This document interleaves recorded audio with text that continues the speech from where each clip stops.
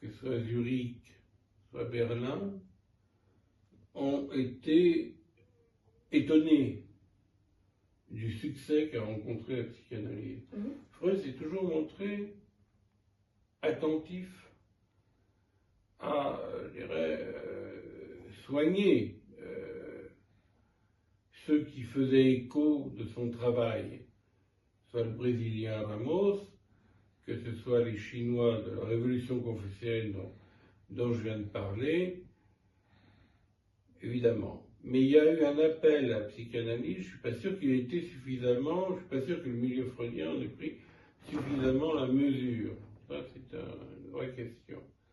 En cela, le livre peut éventuellement, pour les esprits curieux, jeter une lumière sur ce qu'on appelle, à vrai dire un peu cavalièrement, la transmission de la psychanalyse. Est-ce qu'il suffit d'implanter des comptoirs coloniaux ici ou là pour fabriquer des psychanalystes à l'européenne, ou est-ce qu'il s'agit d'être enseigné par la façon dont la psychanalyse se reprend dans les pays extra-européens, qui ne sont pas tous des pays colonisés? Il y a eu le Japon, par exemple, une histoire importante avec la psychanalyse, ce n'est pas l'histoire d'une émancipation coloniale, que je sache. Donc là, je crois que c'est important, puisque un certain nombre de réinterprétations de la psychanalyse, par exemple au Japon, par exemple en Inde, avec Bose, un certain nombre de réinterprétations de la psychanalyse n'ont pas été reçues à leur juste valeur, je dirais, par le milieu freudien.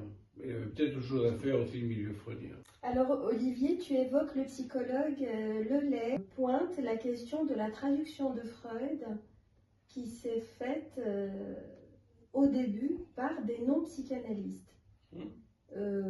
J'aimerais juste t'entendre sur la question de la traduction en psychanalyse faite par des analystes et par des non-analystes. Évidemment, une différence importante. Je partage l'avis d'un grand nombre qui pense que la meilleure traduction de Freud, c'est celle d'Estrachel en Angleterre. Hein. Sans doute la meilleure traduction.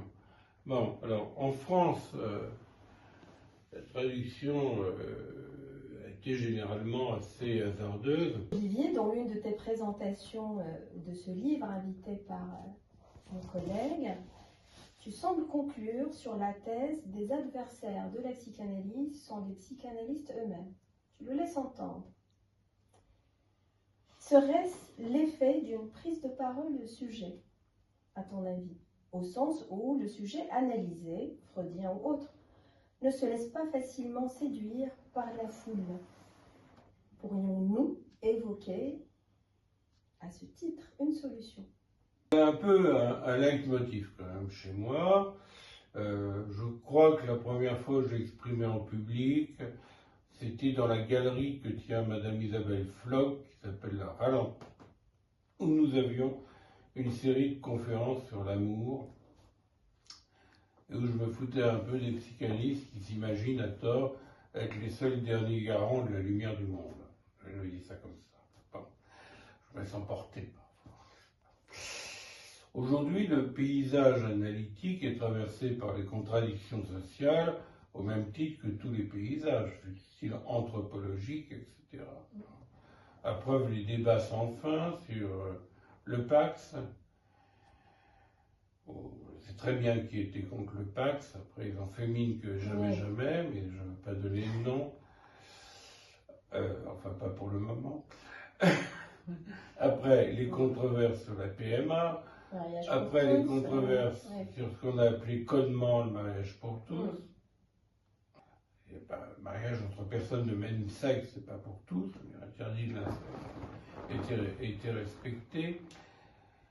Maintenant, c'est sur la question trans. On voit très bien qu'il y a une frange absolument acharnée de psychanalystes qui disent non, au nom de quel argument qu'ils auraient la haute main sur le capital symbolique de l'être humain. Évidemment, quand on est inculte en anthropologie, ça permet de se bercer de ce genre d'illusions. Donc, effectivement, je pense qu'un certain nombre de coups portés à l'actualité, l'actualisation de la psychanalyse viennent des psychanalystes eux-mêmes. Voilà. Pour le reste, il y a des choses à faire, des distinctions entre les scissions qui ont pu être fécondes. Je ne vois pas pourquoi il y aurait toujours de l'un. Oui, c'est ça ce que tu dis.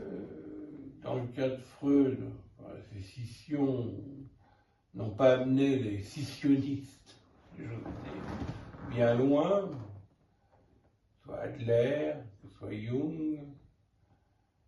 Ils ont amené au pire en ce qui concerne Rank, Reich. Bon. Mais je suis absolument persuadé que si la psychanalyse perd dans l'opinion sa valeur d'émancipation, c'est quand même en bonne part lié à des positions ultra-conservatrices de psychanalystes qui s'arrogent à tort le monopole de savoir qu'est-ce que c'est que le symbolique pour l'être. Je poursuivrai dans le même esprit pour dire que tu soutiens à un moment l'idée qu'il faut que les analystes proposent autre chose.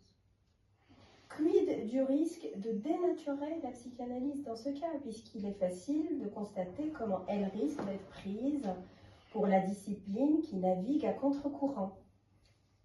Elle prône, selon les courants naturellement, l'importance de la castration, son assomption.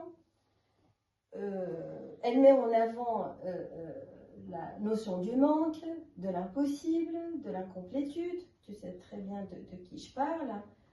Pendant que le mode de vie actuel prône le tout est possible et le sans limite.